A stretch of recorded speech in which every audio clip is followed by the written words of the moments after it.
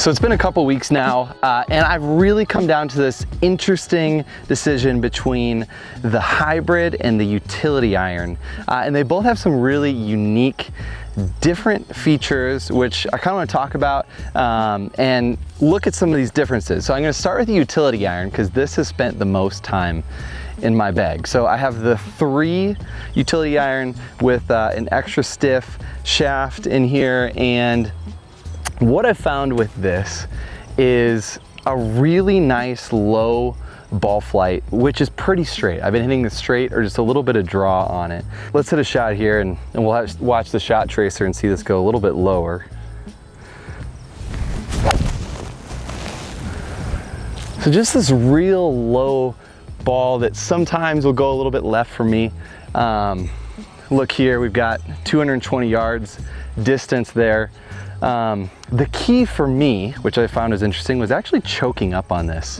When I try to, just swing this normally, I was getting all kinds of different results. So I ended up choking up. I play single length irons as well, so it kind of makes sense.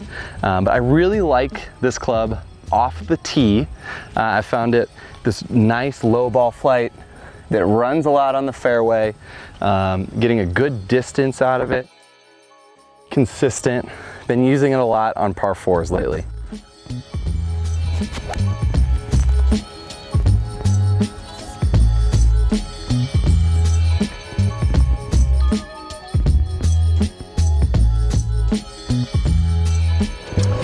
So I've been loving the utility iron off the tee, but when approaching par 5s and you're in that 230 range, I found that the ball flight was a little bit too low and I couldn't get it to stop on the green. It would just kind of hit this low ball which would run out.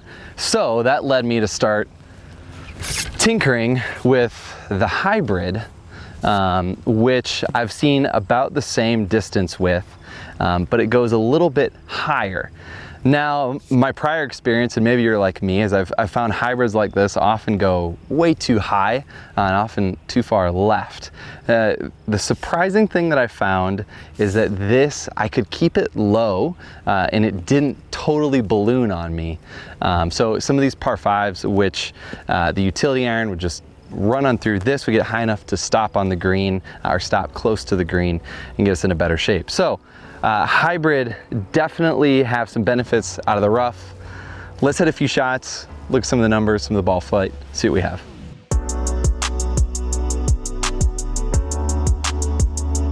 All right, so we got the 3 hybrid. We're gonna hit a few shots out of the rough. Now I saw the utility iron was going a little bit left for me. I haven't seen the same from the hybrid, pretty straight.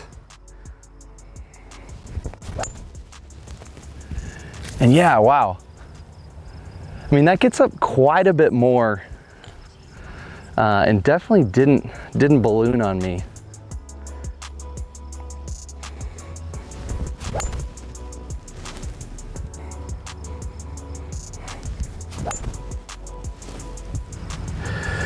So the biggest thing with me for a hybrid is feeling like I know where it's going.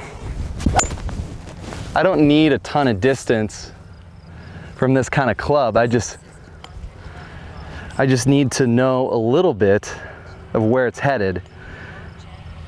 In this club, I would say the feeling is just kind of really solid.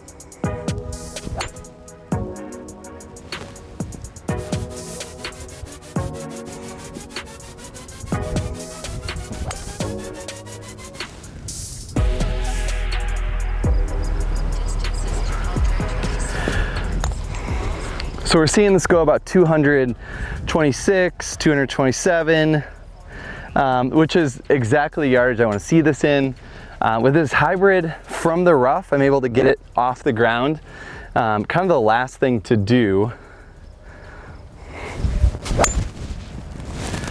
is to go hit this off the tee to make sure it doesn't balloon. Because I think if you're a golfer and you like hitting your hybrid off that tee, you have a club which is kind of your go-to club.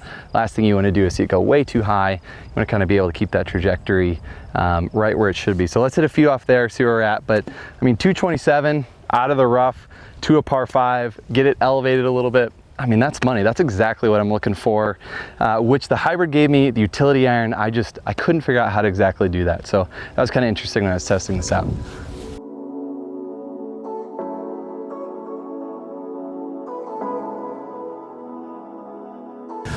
All right, so the hybrid has definitely won the out of the rough, hitting into par fives kind of debate. But the real thing is, I mean, we all want a go-to club off the tee, right? And that's what this is gonna fill in the bag, is when you're at a tight par four, you're not hitting driver.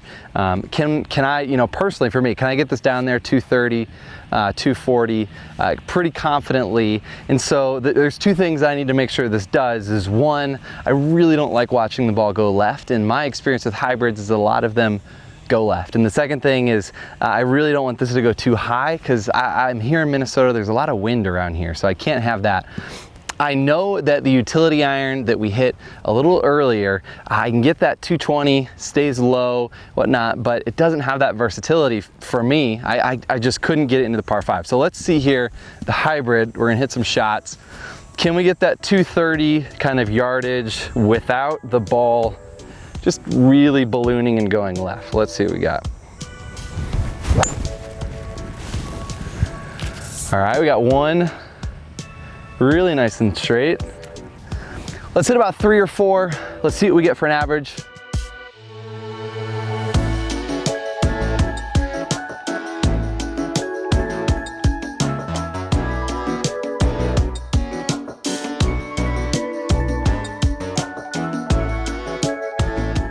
All right, so we got the numbers I was looking for, 230 yards from the Rapsodo. Ball flight didn't go left, saw kind of the flight that I like, and it definitely went higher than out of the rough or off the ground, but it didn't go so high that I felt like it was out of control.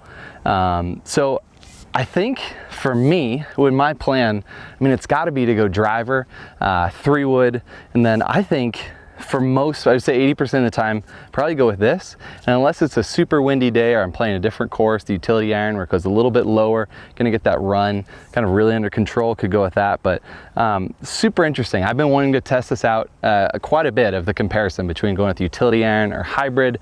For me, I'm going with this one, sub 70. I've really enjoyed checking out this brand. I'm sure you've seen them online lately, but great brand out of Illinois, doing some cool stuff. So check it out. I'm a fan of this. Curious to hear what you think below. Do you play utility iron or do you play a hybrid? Let's hear some comments.